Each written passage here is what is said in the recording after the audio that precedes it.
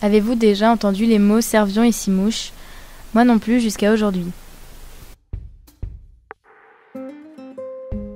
Ces mots désignent des objets dans la culture du sel, la saliculture. Ils servent à récolter le sel. La simouche est constituée d'un bâton et d'une planche.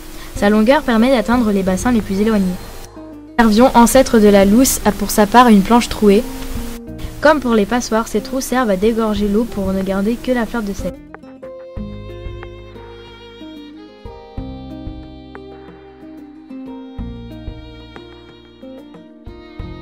Pour ce faire, il y a les marais-salons. Ce sont des ensembles de bassins fonctionnant en vases communicants.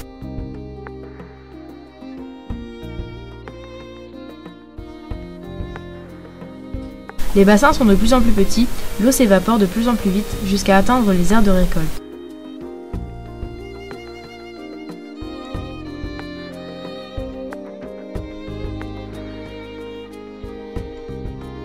Le gros sel, qui est au fond du bassin. La fleur de sel, qui d'ailleurs n'est pas une fleur, c'est la fine pellicule qui se trouve au-dessus du bassin, comme la surface de lac gelé. Aujourd'hui, on la récupère avec la lousse faite en plastique, contrairement à autrefois où on le récupérait avec le servion. Ces deux objets datent du 19e siècle.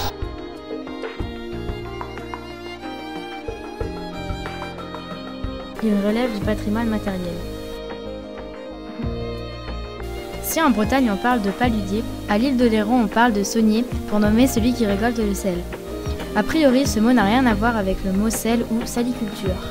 Mais si on regarde son étymologie, on comprend que c'est l'inverse. Saunier vient du mot sau signifiant sel en latin. C'est aussi pour cette raison qu'on retrouve le mot sau dans les mots saucisson ou encore saupoudré. Ces objets et leur champ lexical sont importants car ils participent à comprendre les us et coutumes d'un temps.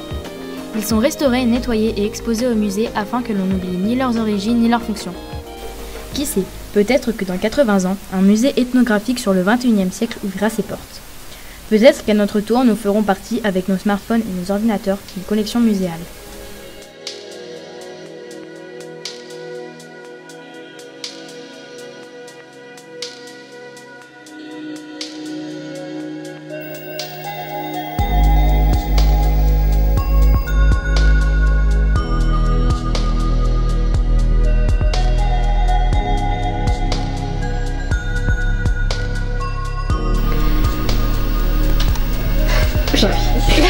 La fleur de la